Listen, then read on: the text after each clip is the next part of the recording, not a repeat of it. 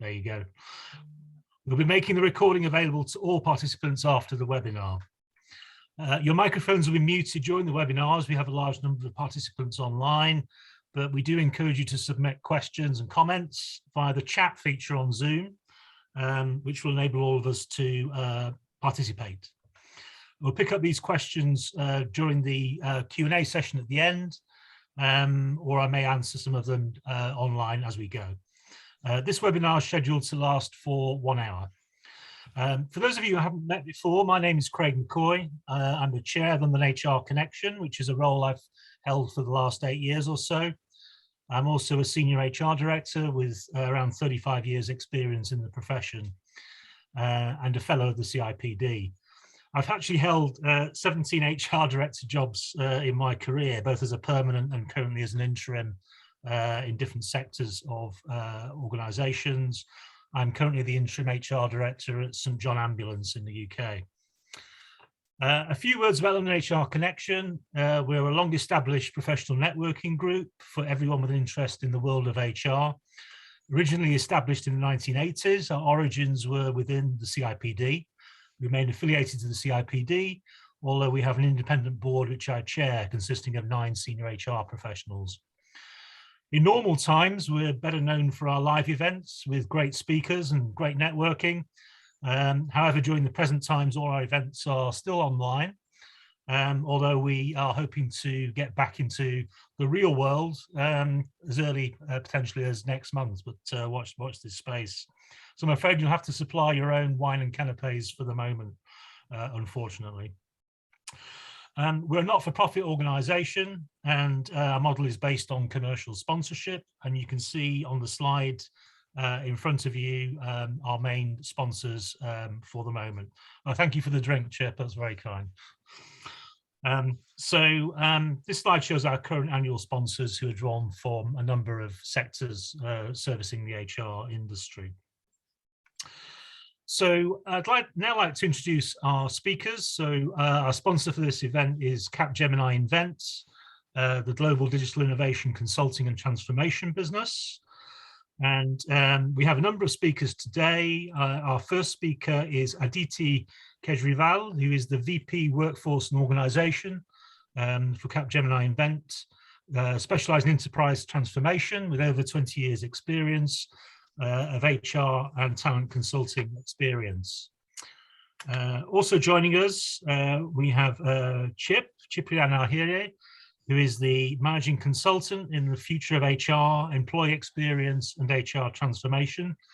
In his spare time, Chip is also the founder and chair of the CIPD Fellows and Senior People Professionals Network in London. So I'm sure he's well known to many of you.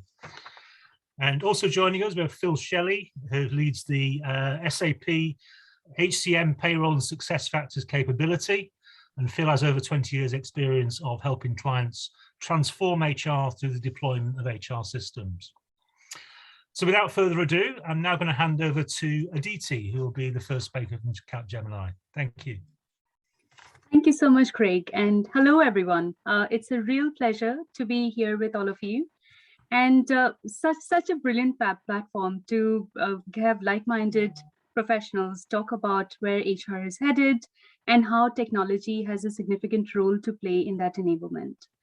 So as we introduce this session, I'd like to bring to your attention some of the trends and key themes that we're seeing in the market, and also bring to life with real examples some of the conversations with our clients and some of the key things that we see them being worried about, and also open the floor up for discussion in terms of using this as a forum for sharing experiences around what organizations are doing to address some of these challenges and also opportunities with the changing world of work. I'll then hand over to Chip, who will be bringing to light the insights from the study that we have just conducted with many of you participating. And there have been some really interesting themes and trends from there as well. Many very much in line with our hypothesis, but some surprises as well. And then he'll be handing over to Phil, who will be talking you through some of the similar insights and challenges on the technology side, and see how what we are seeing in terms of the key improvements and enablements on the tech transformation side as well. And last but not the least, we'll definitely make sure that we have time for Q&A so that we can use this as a dialogue rather than just a slide death by PowerPoint. So if we go to the next slide, please. The future of work is here. Like they say, this subject matter is so, I would say on one hand, pertinent and important. On the other hand, it's very much used and abused. Everyone is talking about the future of work. Everyone is talking about the fact that the future is here. And definitely there's widespread recognition of the fact that this step towards the future of work has been accelerated by COVID-19. Now, of course, what we see organizations doing is really spending time and effort in thinking through the implications of this future being here and now. And again, what's interesting is how each and every organization is responding to this challenge. And that's where we see some really distinct similarities and also very distinct differences as well. For example, a lot of organizations have now rely more and more on the gig economy. Now, with the onset of the pandemic, we have now a whole new different paradigm around where people work from, what people work on, whether they're dedicated to an organization or are shared with their skill sets across multiple organizations. People's expectations around the kind of work they do and how they do that work is changing as well. Also, organizations are thinking differently around how they can collaborate in leveraging better this fluid and augmented workforce. And last but not the least, the more and more we think about it, the more having bots and humans working alongside each other and really moving to an integrated human digital workforce is something that we are seeing more and more across HR transformation and across wider enterprise transformations as well. If we move to the next slide, please, Chip. If we then zoom into specifically how is technology enabling this change? Everyone talks about AI and robotics potentially displacing a significant amount of roles that we do currently. But what is also very evident is one, that step towards the future will take a long time. And secondly, we also see that it is also introducing new roles and new challenges in terms of making that human digital workforce work. But if we then zoom into the specific processes of HR and how that enablement is happening, 4 or 5 years back, people would not really talk so much about, how do you do recruitment process transformation and the use of AI in that. From a percentage perspective, I would say that, only a few very advanced organizations would talk about how they can really leverage AI across each and every step of the recruitment and attraction lifecycle. Now, every single HR transformation I'm currently working on, a very big theme is around how can we leverage AI better? What steps of the process can be done by bots? And therefore, what are those things that are done by humans and what do they need to do differently to A, make this interaction work and work smoothly, but B, also what is the value add that the humans can bring so that we are not only doing the same service, but offering a significantly enhanced service. And that is then intrinsically linked to the employee experience. So every single organization is now looking at what is that end-to-end experience that we want to offer to our employees, and therefore really balancing the narrative between the cost-cutting outcomes, revenue and cost-saving outcomes-focused initiatives around HR transformation versus the full, let's look at it from an employee perspective and see what we are really delivering.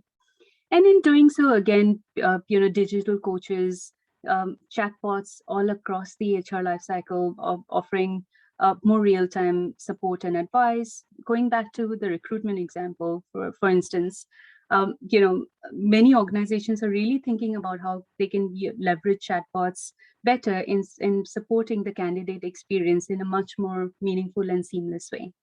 We are seeing a lot of the different steps across the recruitment and sourcing lifecycle being enhanced by NLP, by advanced machine learning and AI, and be it screening of CVs, looking at different talent pools, looking at how we can actually enhance the traditional way of screening CVs with sentiment analysis and NLP, so that we are really able to get to the right kind of talent in the right way.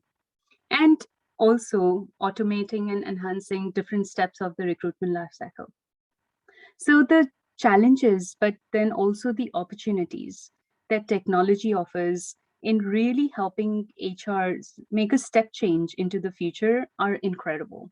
And my colleague Phil will definitely, when he covers his section, walk you through some of these examples in more detail. If we go to the next slide, please, Chip.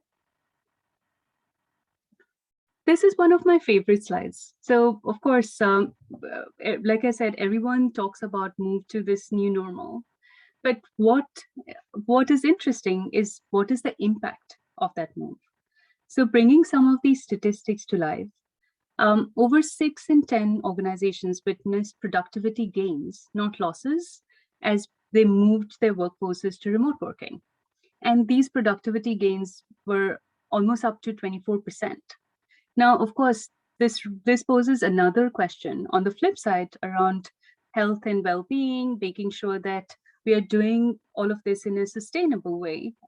But at the same time, from an overall outcomes and outputs perspective, there's been a significant gain through this shift in remote working and no loss really.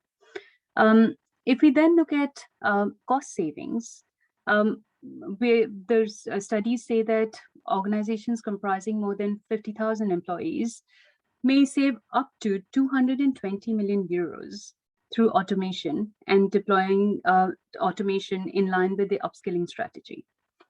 Now, focus on upskilling in terms of making sure that we are leveraging the benefit of automation in the right way is really, really important. And we've also seen the flip side where many organizations say, let's automate everything. And then because they've not really trained or upskilled the people, the human side of the equation, it becomes really challenging to leverage the benefits of that automation. Again, no surprises. Studies since the last few decades have really emphasized that organizations that focus on employee experience outperform the rest by a significant number. And we've also seen that the cost savings of organizations across industries due to the shift to digital workplace is significant as well, because we are therefore looking at different kinds of location strategies. Organizations are really rethinking how they use office space and so on and so forth. So the bottom line is that this is an incredible opportunity for organizations and an incredible opportunity for HR to really enable organizational value through that. I see a quick question here. Chip, could you read the question to me, please? Yep. So the question is, how do we define digital workplace? That's a great question. I'll cover this in more detail as well, but digital workplace is the way Capgemini defines the paradigm where we are actually, integrating seamlessly across the physical and digital world in providing employees the right kind of environment to operate. So, for example, large digital workplace initiatives that we have undertaken were to make sure that we are implementing Microsoft Teams and other collaboration tools to effectively enable engagement and collaboration across that remote and distributed workforce. So basically, digital workplaces, a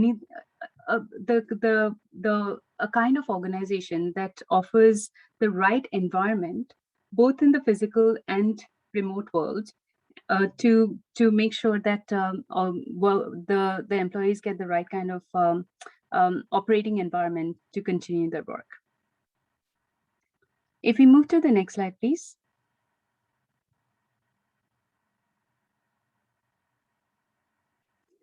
So with all of this changing, what is HR's role in driving this change or making this change happen?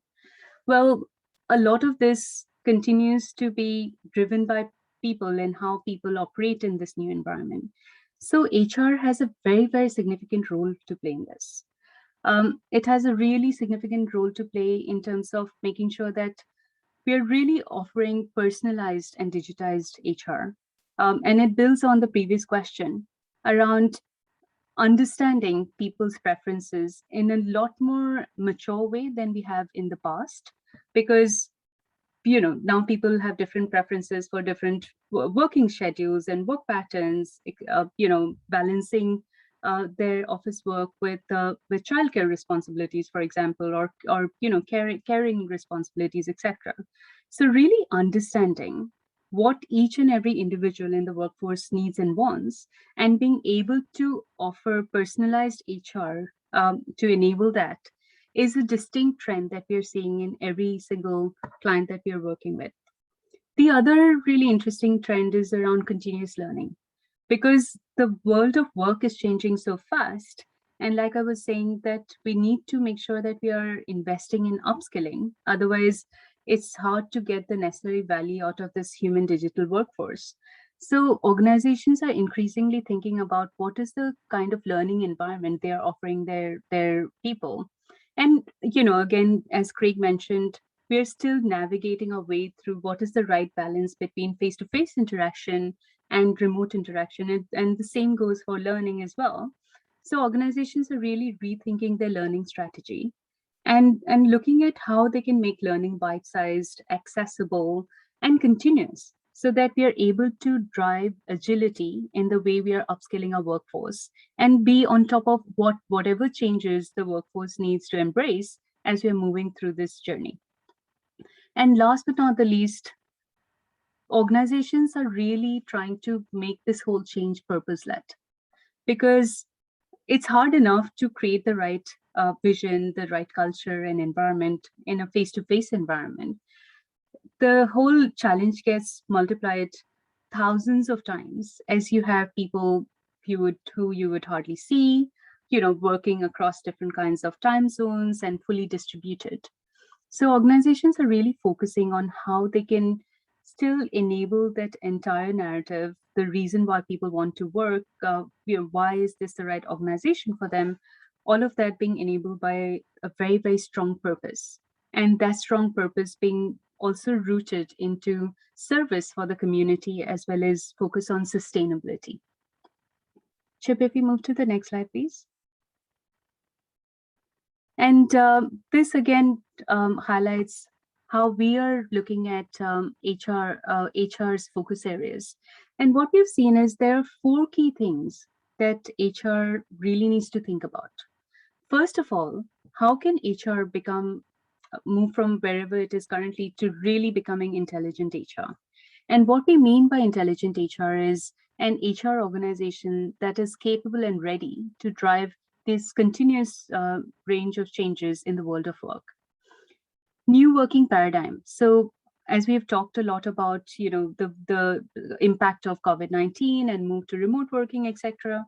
So organizations are really rethinking that their overall employee value proposition and their entire service delivery from an HR perspective to enable their workforce to work in this environment in the right way. And they're also really rethinking their strategic workforce planning, because this really starts offering different opportunities around what talent pools you can go after and how you can connect and leverage them in your workforce. Digital workplace, we've already talked about. And last but not the least is augmented workforce. The whole focus, as I've been mentioning, around how we can get humans and the technology to come together in a more seamless way and work together to offer this integrated experience. If we move to the next slide, please. So many organizations, when I'm talking to a number of my clients, I'd like to start here to say every single organization is on a journey, and therefore HR functions are on a journey as well. And, it's interesting to see where they see themselves on this path today and where they want to go to in the short term, medium term, and long term. And here we really trace their journey from HR 1.0 to HR 4.0. Ranging all the way from the back in those days, HR being an administrative a function, moving to digital, where we started looking at more standardization, cost reduction, moving to shared services. A lot of now current focus is on personalization, like I was mentioning, and real business partnering, where HR becomes a strategic advisor. And all the way to the right, where we are talking about a really intelligent HR function that is purpose-led, that is able and equipped to manage this human digital workforce and drive this environment of continuous learning. So I'm conscious I've been talking a lot. I'd like to pause here and invite people's reflections or thoughts on where they see they are currently and where they would like their HR functions to go to. So if you could either speak or type your responses in the chat.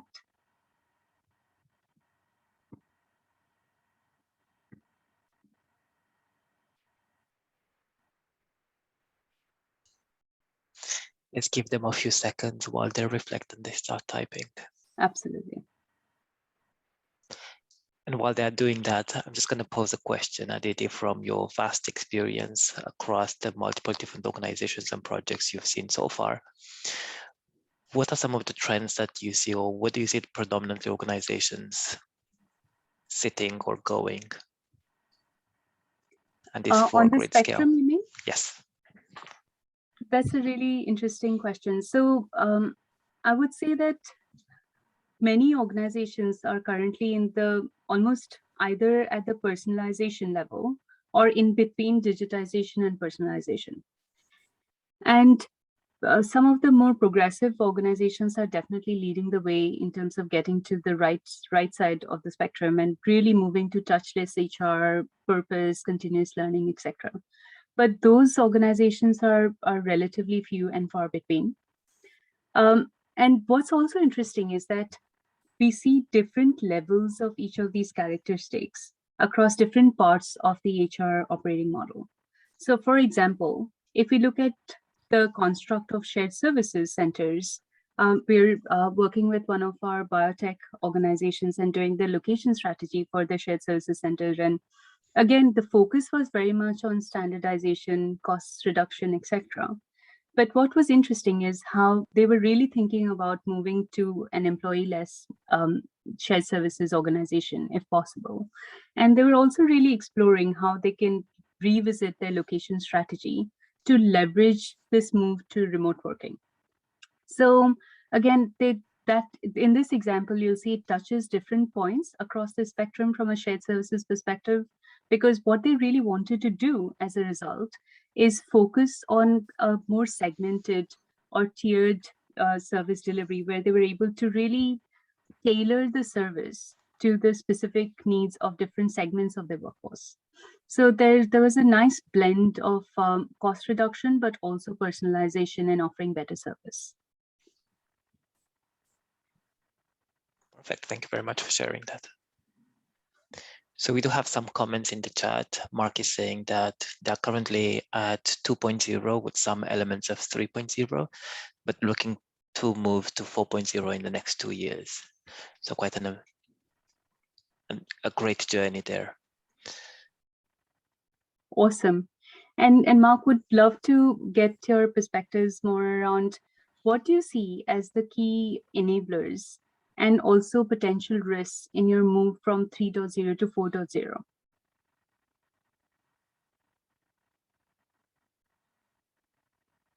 Perfect. And we have another answer from Abba, hopefully I'm pronouncing that correctly, that says purpose-led HR function is something that organizations are adopting. We have moved from stage 2 to 3 with the remote and hybrid working conditions, HR function is adapting to being an intelligent 4.0. However, there are strong overlap between 3 and 4. That's a great point, Abha, and definitely, like I was trying to bring to light, even in the example that I just shared, there's significant overlap across each of these stages. But it's interesting to see the ambition from most of our clients that we are speaking with to move to 4.0, whilst building upon all of the characteristics of the previous phases. Perfect. I have a question from Alistair that I think I'm going to keep for the Q&A at the end because it's a bit broad. And then Craig is asking, does 4.0 imply any structural changes to the typical HR structure? That's a fantastic question. And this reminds me of a project that I'm currently working on for a large professional services organization. They have 300,000 employees, operate across 50 countries. And they are exactly grappling with this question around how do we organize differently if we want to get to intelligent HR 4.0. And one of the things that we are experimenting is actually making space in the HR operating model for more agility. So we've actually designed a part of the operating model, which is called the People Experience Design Hub, that will have fluid multidisciplinary teams that are actually stood up in response to the regular, demand generation from different parts of the business. So that team will focus on, continuously innovating the service as we get into this world of continuous learning, etc. Whereas the rest of the organization is more based on the traditional Ulrich model of, centers of excellence and shared services, etc. So there's a nice blend of running the service and innovating and changing the service. So that's one very real example that I'm currently living and breathing every day. But welcome other perspectives from the audience as well.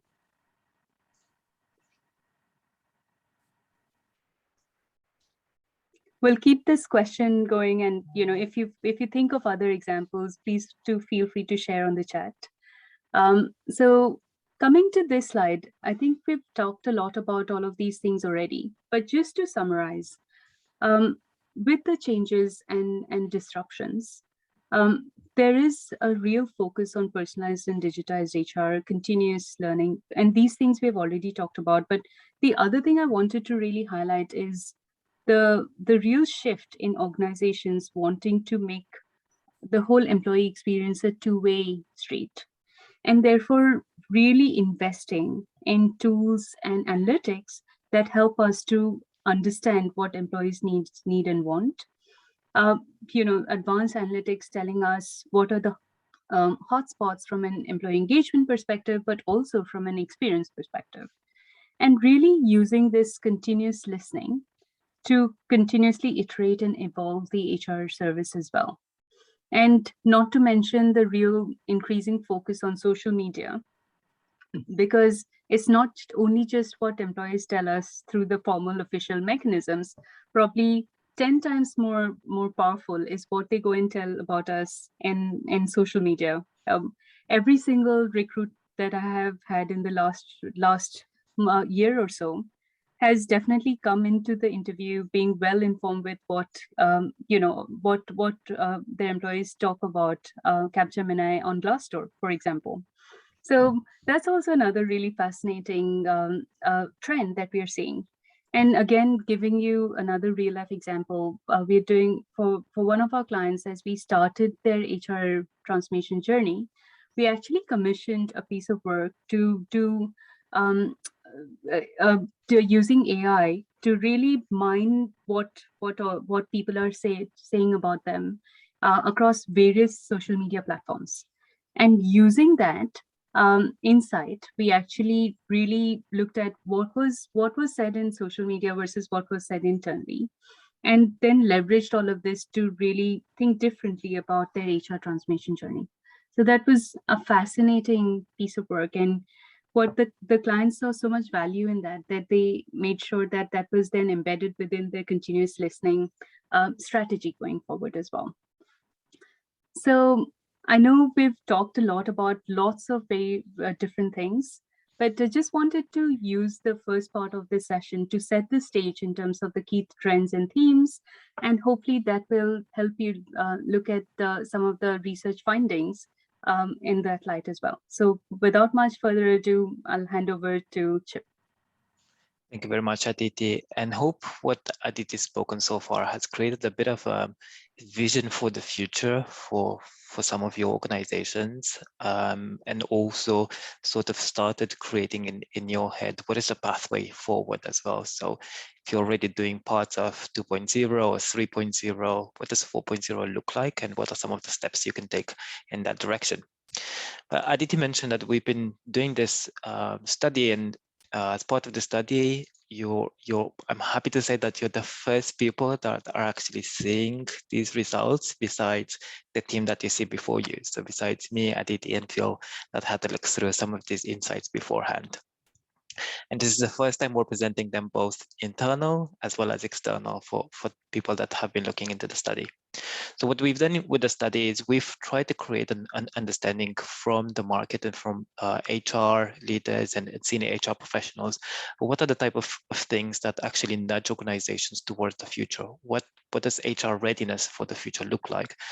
And in that respect, as technology plays a significant part into how we envision HR and or the people function operating in that future, what are the type of levers, what are the type of priorities that we should already start thinking of? What does that adoption look like for organizations, as well as what might be the potential challenges that we're facing bringing all of that technology in?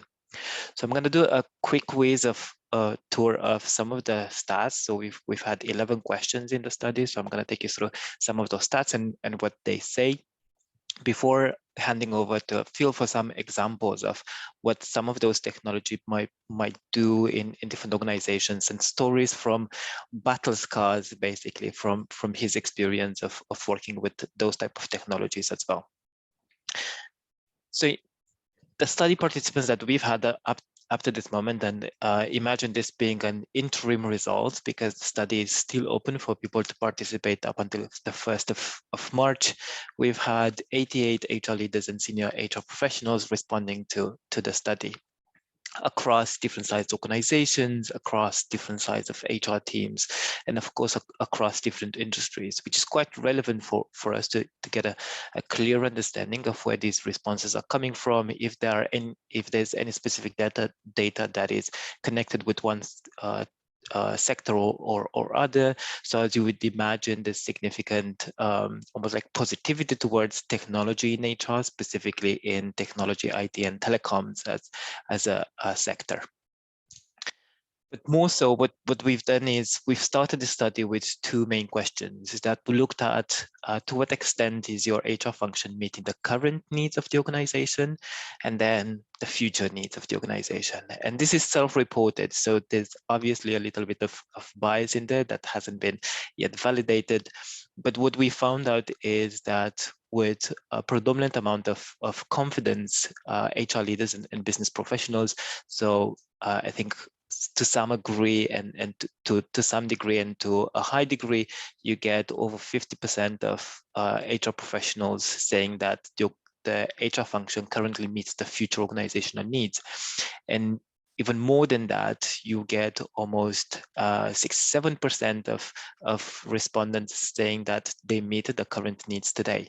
But there's obviously a little bit of a gap in there in how we're talking about the current and the future scenario.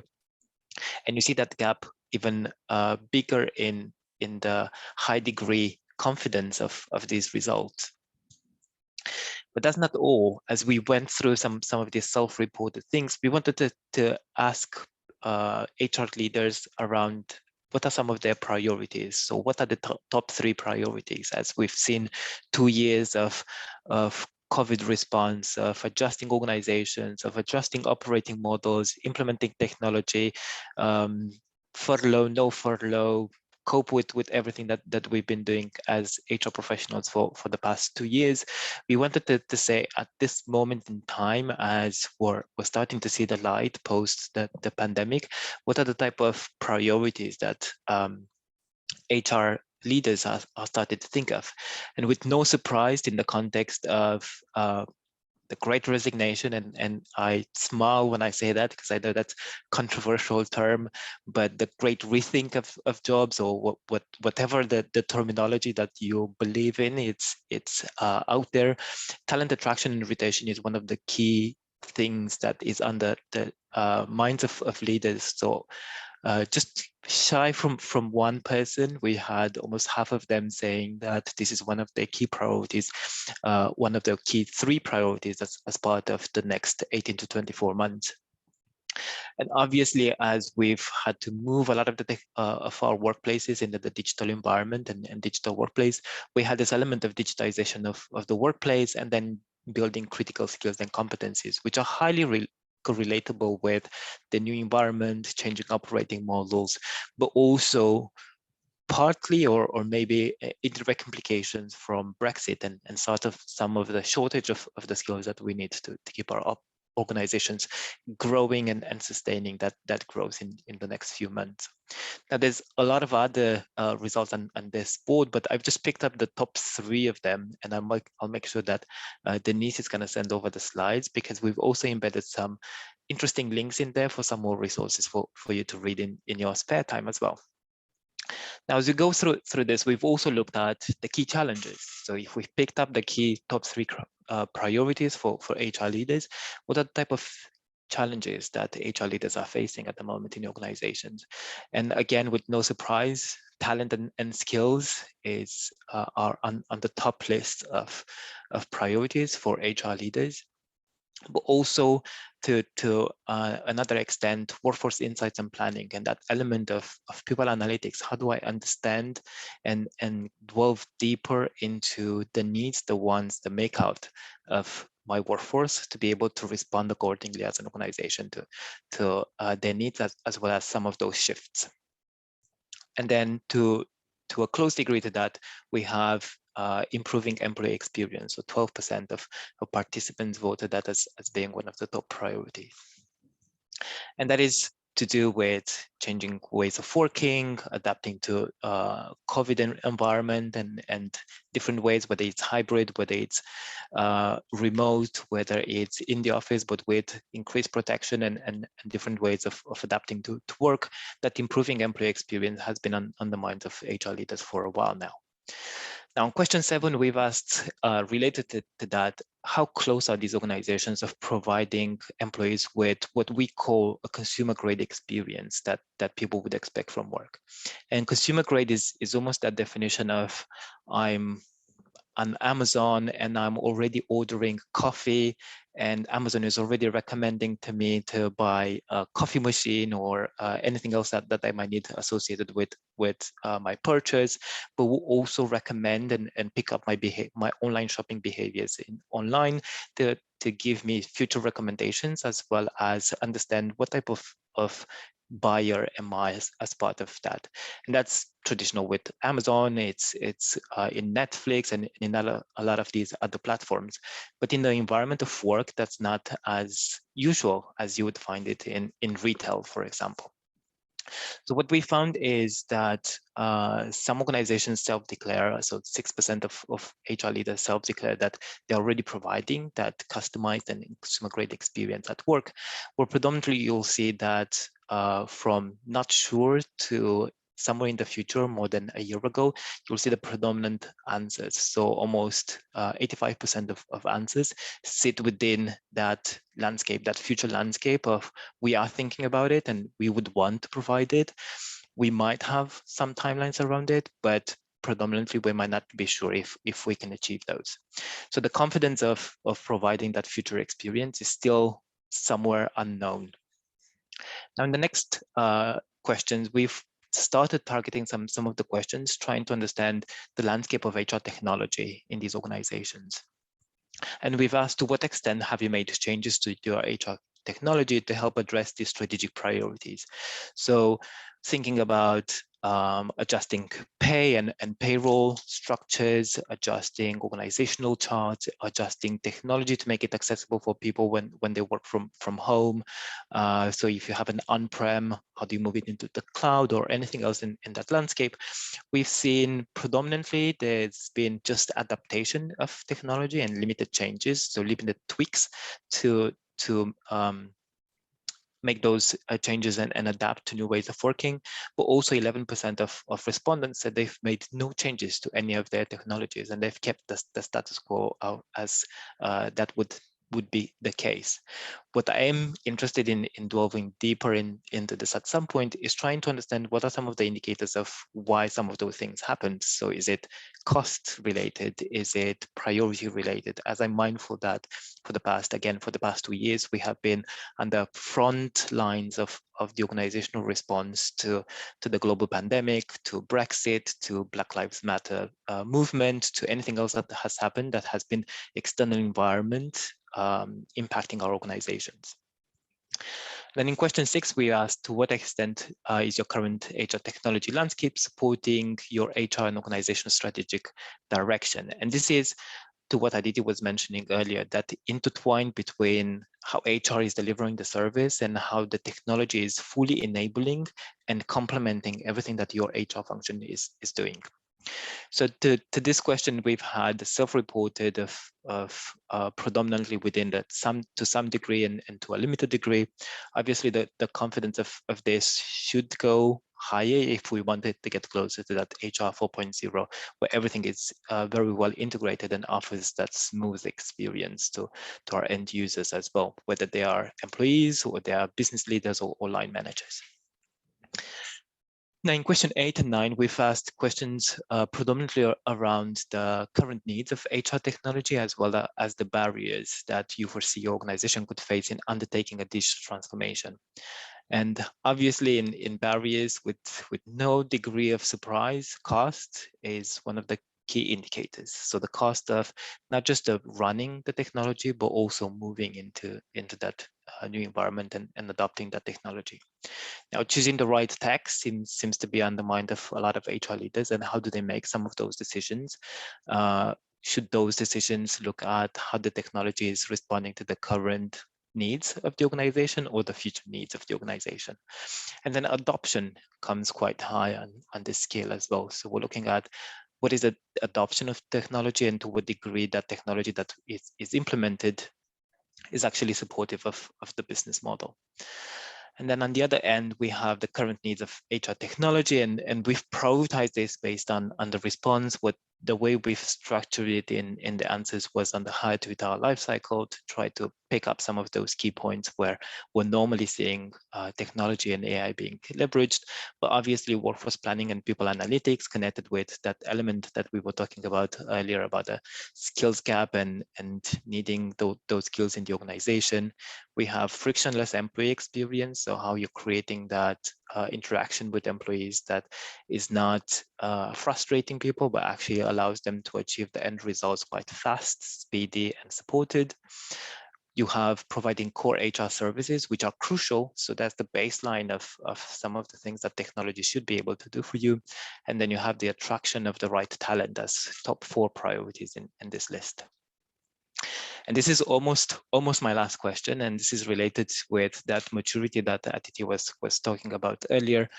So this question was again self-reported, and I'm smiling because I've been doing this sort of studies for a while now. So I know that when we're starting to delve deeper into this and ask the deeper questions around what does that look like, what are some of the deeper indicators into advanced market leading or developing, we actually get different responses than the self-reported ones.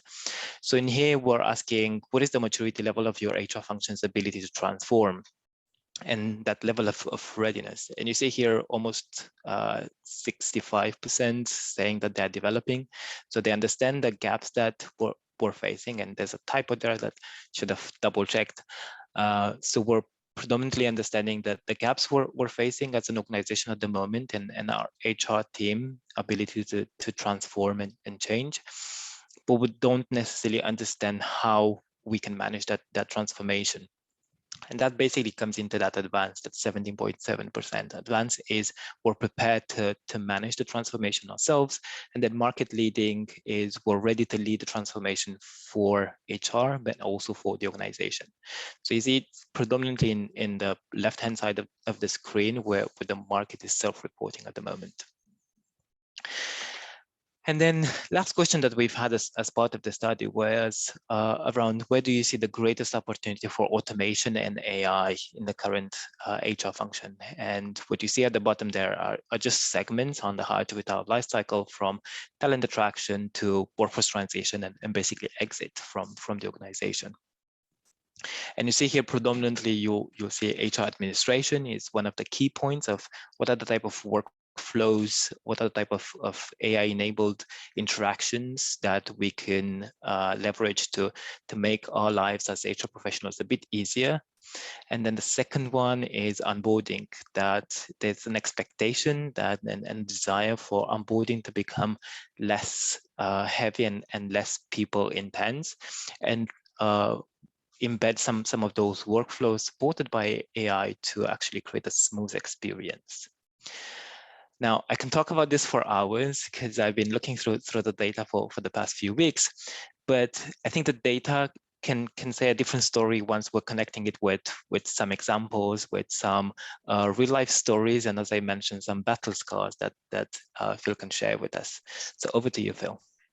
Thanks, Chip. And hi, everyone. So I guess I wanted to talk today about a couple of examples, as Chip mentioned, of how I see technology in my role helping businesses through their transformation and really supporting them in the execution of that transformation program. Because I think it's clear that it is an enabler for success, and utilizing the right technology throughout the employee life cycle will actually very much help attract and motivate and retain the best talent within the organization. So I'll talk about a few examples, and Chip, if you can go to the next slide for me. The first one I wanted to talk about was having a talent marketplace platform. So if you go to the next slide. So the goal of a talent marketplace system really is to try and democratize the entire workplace, helping employees find the best possible work for the skills that they have, that they want, for managers to be able to, for the best possible talent to get for the work that they have, and really to enable HR and organizations as a whole to gain an up-to-date visibility into the capabilities and the interests of their workforce. So if you skip to the next one, Chip, I just wanted to talk a little bit around what the talent marketplace could offer. And it should be a tool that really curates content for employees and managers, but also a tool that helps them, remain engaged. And a key part of that is really about being able to choose assignments, and in a never increasing gig economy, having the ability to sort of post and manage temporary internal assignments. Think of fellowships or gigs or a task that has to be done for a particular business purpose. I'm currently working with a professional services organization who's looking to deploy a talent marketplace globally to help promote internal mobility and also improve the visibility of career paths within the organization. Another one of my retail customers is looking to use it as a way to fill maternity and parental leave situations. And in both scenarios, they're really looking at how technology, is trying to help them enable parts of their strategic vision. Another part where we talked a lot about artificial intelligence and recommendations, etc., but it's about surfacing those recommendations based on intelligence. It could be learning, whether it's machine learning or peer learning. It could be recommendations around career roles, or even mentors. We all know that AI is, as Chip mentioned, a big part of Netflix, or you'll get an ad coming up on Facebook because you had a conversation the previous night about going on holiday, so you'll get an ad about cheap flights. And employees are expecting that type of thing. It goes to the consumer grade experience. They want those type of recommendations to help them grow, develop, and continue in their careers. So go to the next slide, Chip. I just wanted to sort of take a little bit of a step back though and look at, well, what are the business benefits? What's the practical application, and how does it help transformation? And I think really, it comes down to what the aim of transformation now is, about aligning people in the organization to business goals, more so than just efficiency savings. And this is very much about matching people and skills and opportunities so that you can make more informed decisions, to really try and help improve internal mobility, to reduce external hiring, increase workforce agility, and ultimately, keep employee retention. It does give us huge visibility into career options, because from my experience, one of the biggest challenges organizations have is that people don't necessarily understand what they can do moving forward and what career options are open to them. So they look externally, whereas a talent marketplace helps you provide those opportunities to your employees. So one of the other examples, Chip, if you move forward to the next slides, next one I wanted to talk about was, and we mentioned this, Aditi mentioned it and so did Chip, but was about having, the way I see technology supporting transformation is really by enabling that single and consolidated and accessible way that employees can undertake all their activities in their role. We see it all the time. People get frustrated. Too many systems, too many logins, too many different experiences. Having a single application, in this case, WorkZone from SAP, for example, which I work with, really helps to bring everything together to provide that connected experience across your applications and across your whole landscape, so people can be more productive. They can make sure that they've got all the information they need to do the tasks, but as well as balance their work-life balance. So Chip, if you go to the next slide, I just wanted to talk very quickly about a large retail customer that I'm working with, who's actually using this platform as an enabler for one of their transformation pillars. So this organization, their shop floor employees are provided with tablets. It allows them access at the moment to an application that they can check stock levels and item prices. But what they aren't able to do is execute any point of sale transactions from that tablet. They aren't able to identify online purchases that their customers have actually made. And they aren't able to access any of their own information, or whether it be holidays, personal details, or even things like viewing progress against commission targets. Now, in their case, we're using WorkZone to bring together all of these multiple applications into a single platform. It gives that consistent experience. It allows the employee to see an insightful information, consolidated from different applications, but also really easily move between the different tools. And by bringing all of that information to them and surfacing it, in one place, with recommendations, with insights, with the actions they need to take, for them, the feedback, the work is just getting simpler, but also the employee experience not only has improved dramatically, they view it as a much more of a consumer grade, which, as I said, is what they expect nowadays. And what's really interesting, and it goes to the saying that's been around now for a few years, EX equals CX. So employee experience means that it improves the customer experience. And what they're ultimately seeing is improved revenue and improved customer satisfaction scores based upon the fact that their employees are getting much more feedback on their device. They can see the impact that their service is having on customers and on their, ultimately on their sales commissions, and it's meaning that they're getting much better satisfaction scores. So you can see that it's not just about putting technology in for technology's sake. It's absolutely being able to use the right technology for the right purpose, but ultimately it really can help enable transformation across the entire HR organization. So they're just a couple of examples, but I just wanted to hand back to Chip, who's got a couple of closing remarks. Perfect. Thank you very much, Phil. And we have about 5 minutes left, so we're going to use some of that time to pick up some of your questions, but not before I remind you of the study is still open. So if you want to participate, you should be able to do that up until the 1st of March. What you will be able to do as soon as we start publishing part of the report is to get back that comparative analysis of how you're comparing and where you are on that scale against different other organizations that have responded to the study. And I did promise you a virtual swag bag because we don't have the facilities to provide you with wine or a sandwich or some research papers of the work that we're doing. So we are embedding them in some of the slides, and I'm sure Denise will be more than delighted to send them across to you.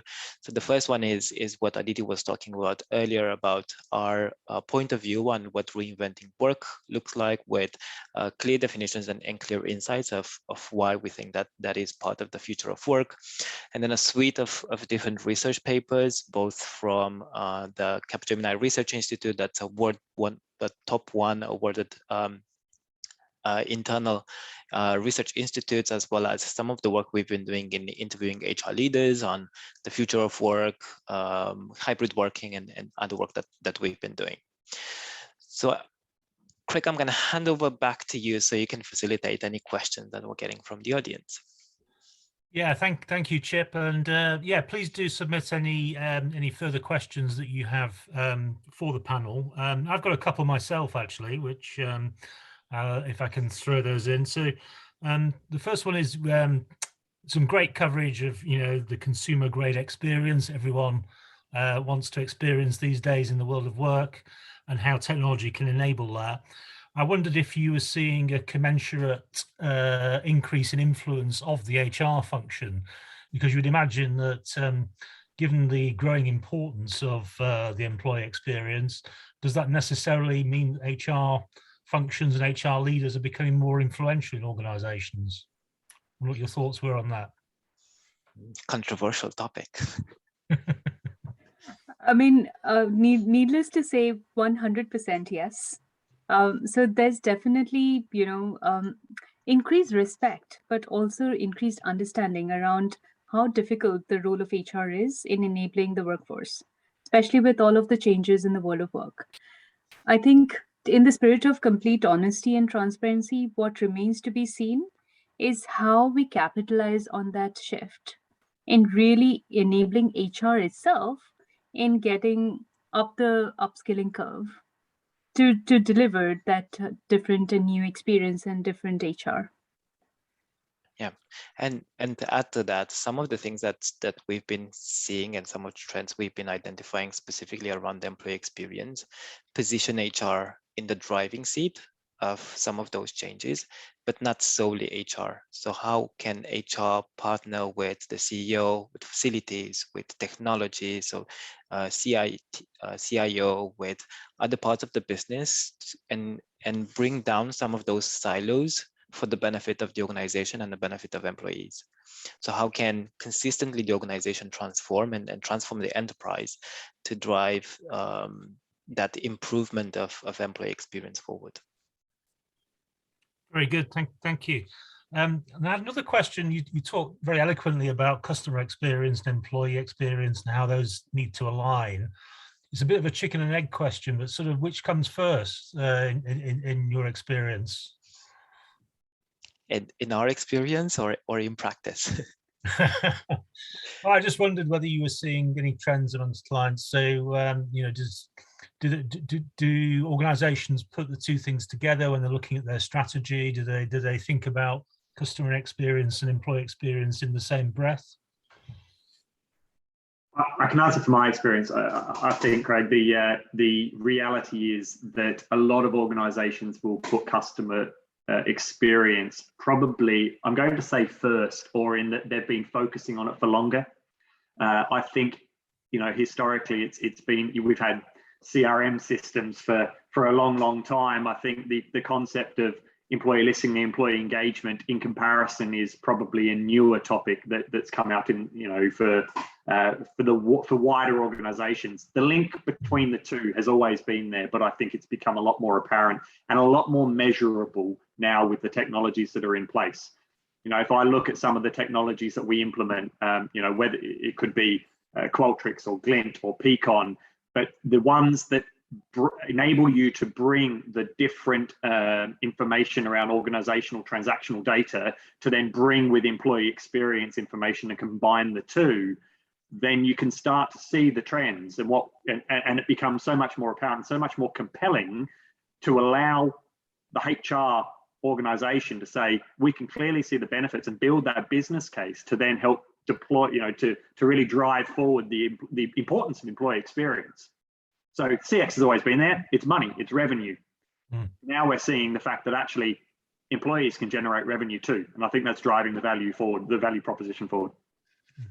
Thank you. Yeah, I mean, interesting. My own organization has introduced a new role of Chief Experience Officer, which combines both HR and the external customer and all external stakeholder experience into one role. So I'm seeing closer alignment between that spills over into marketing as well. So alignment between marketing and HR. Yeah. That's excellent. Just checking if we have another question coming in. Question from Alistair: beyond upskilling the workforce and recognizing HR capability as a potential barrier, what specific skills and knowledge do you think HR professionals can benefit from acquiring? Any particular implications for HR skill sets? I can make a start, and team, feel free to chip in. So going back to the example I was sharing earlier, where we are currently looking at the HR target operating model for a large professional services company, we're trying to exactly address this point. And the thing is that if we start with the trends around, culture of continuous improvement, two-way employee listening, a continuously evolving employee experience, HR needs to be more agile and be able to operate in that fluid working environment. So there are 2-3 specific upskilling hotspots that we are realizing.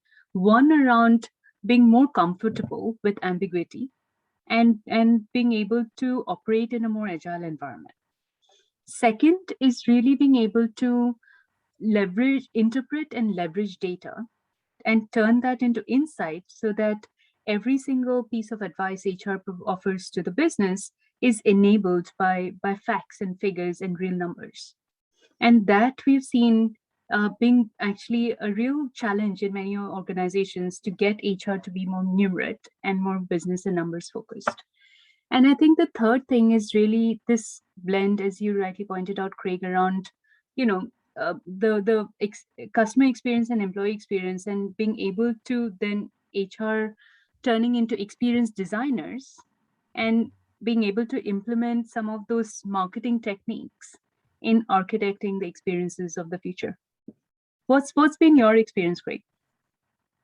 Yeah, no, absolutely right. I think it's taking forward the notion of business consulting and business partnering to a different level. And it's having influence at a more commercial level with, as you said, combining the commercial environment, the stakeholder environment, the internal employee environment. But in order to do that, I think the HR leader needs to have a strong voice and to be able to speak business language. So I think a lot of the commercial sharpening of skills needs to go to a different level.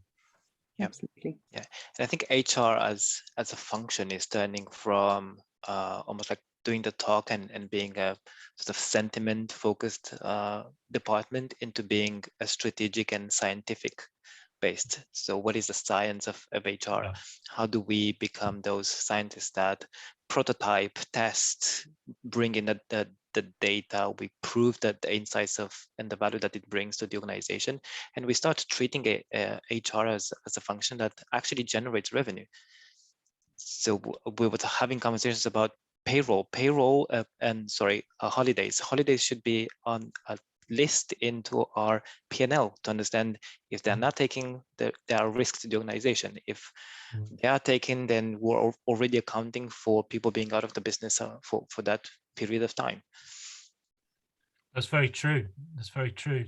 So I'm going to start to wrap us up. So we've just over the hour now. So can I first of all thank Aditi, Chip and Phil for a really insightful presentation. I'm sure a lot of people would be very keen to see the slides. So thank you for sharing those lots of rich data. And I'm sure you would welcome people contacting you to follow up afterwards. So please feel free to do that. The recording of the event will be available very shortly on our website. So please do look out for that. That'll be out there in the next day or two.